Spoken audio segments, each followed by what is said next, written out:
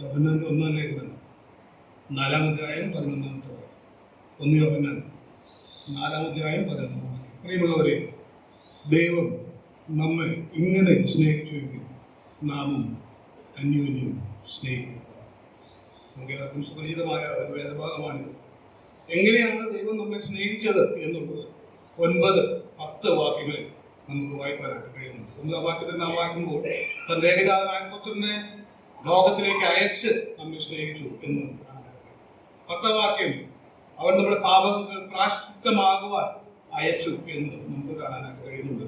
ഈ രണ്ട് കാര്യങ്ങളും വിശദീകരിക്കേണ്ടതാണെങ്കിലും രണ്ടാമത്തെ കാര്യം മാത്രം പറഞ്ഞ് ഈ പറയാൻ ആഗ്രഹിക്കുകയാണ്. നമ്മുടെ പാപങ്ങൾക്ക് പ്രായശ്ചിത്തമാകുവാൻ ദൈവം തന്റെ പുത്രനെ ലോകത്തിലേക്ക് അയച്ചു.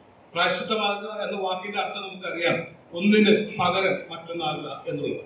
നാം വായിക്കുമ്പോൾ നമ്മുടെ പാപങ്ങൾക്ക് പ്രായശ്ചിത്തമാകുക എന്ന് പറഞ്ഞാൽ ദൈവം നമ്മുടെ പാപങ്ങൾക്ക് ഉദ്ദേശിച്ചിരിക്കുന്ന ശിക്ഷയുടെ വലിപ്പം അല്ലെങ്കിൽ അതിന്റെ ഗൗരവം നമുക്കറിഞ്ഞുകൂടാ.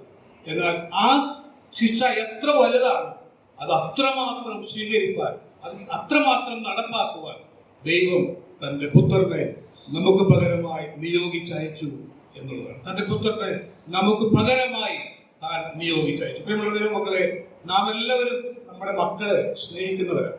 അവർ എന്തെങ്കിലും തെറ്റ് ചെയ്താൽ നാം അവരെ ശിക്ഷിക്കുന്നവരുമാണ്. അവർക്ക് നാം നൽകുന്ന ശിക്ഷ ഒരല്പം കൂടിപ്പോയാൽ നമ്മുടെ നെഞ്ച് പിടയുന്നത് നമുക്ക് മനസ്സിലാക്കാനായിട്ട് കഴിയും. അങ്ങനെയെങ്കിൽ നമുക്ക് പകരമായി തന്റെ പുത്രനെ അയച്ചപ്പോൾ ആ പുത്രന്റെ കൈകാലുകൾ ക്രൂരമായ ആണികളാൽ അടിക്കപ്പെട്ടപ്പോൾ തന്റെ പുത്രൻ അനുഭവിച്ച വേദനയുടെ വലിപ്പം ദൈവം അത് എത്രമാത്രം താങ്ങിയിരിക്കും എന്നുള്ളത് നാം ഒന്ന് മനസ്സിലാക്കേണ്ടത് ആവശ്യമാണ്. നമ്മുടെ പാപത്തിന്റെ ശിക്ഷയുടെ ഗൗരവം ദൈവത്തിനറിയാം.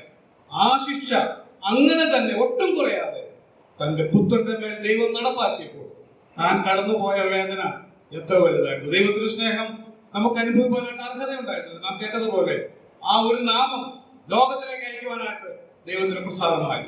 ആ ദൈവത്തെ നമുക്ക് സ്നേഹിക്കാനായിട്ട് ഇടയായിരുന്നു. കാരണം ദൈവം നമ്മെ സ്നേഹിച്ചു, തന്റെ പുത്രനെ നൽകി നമ്മെ സ്നേഹിച്ചു. യോഗ്യതകളൊന്നും ഇല്ലാതിരിക്കെ ദൈവം നമ്മെ സ്നേഹിച്ചു. നമ്മുടെ മേൽ വരേണ്ടിയിരുന്ന ദൈവികനായ വിധി മുഴുവൻ ദൈവം തന്റെ പുത്രന്റെ മേൽ നടപ്പാക്കി നമ്മെ സ്നേഹിച്ച ആ മഹാസ്നേഹം. ഇന്ന് രാവിലെ നാം ആ സ്നേഹത്തിന്റെ പ്രദർശനത്തെ കാൽവരിയിലെ കുറിച്ച് കാണുമ്പോൾ നമുക്ക് വേണ്ടി തകർക്കപ്പെട്ട ദൈവകുഞ്ഞാടിനെ, ദൈവത്തിന്റെ ഏകജാതനായ പുത്രനെ നമുക്ക് അവിടെ കാണാനായിട്ട് കഴിയും. പാട്ടുകാരൻ ഇങ്ങനെ എഴുതി വെച്ചു, മഹാത്ഭുതമേ കാൽവരിയിൽ കാണുന്ന സ്നേഹം. നമുക്ക് വേണ്ടി തകർന്ന ദൈവത്തിന്റെ ഏകജാതനായ പുത്രൻ, നമുക്ക് വേണ്ടി അടികൊണ്ട ദൈവത്തിന്റെ ഏകജാതനായ പുത്രൻ, നമുക്ക് വേണ്ടി വിരൂപമാക്കപ്പെട്ട ദൈവത്തിന്റെ ഏകജാതനായ പുത്രൻ. ആ ശിക്ഷ നാം ഏൽക്കേണ്ടതാണ്.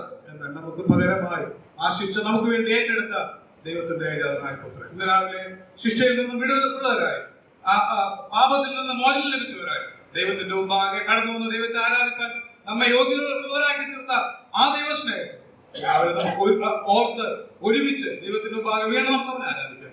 ദൈവം നാം മാത്രം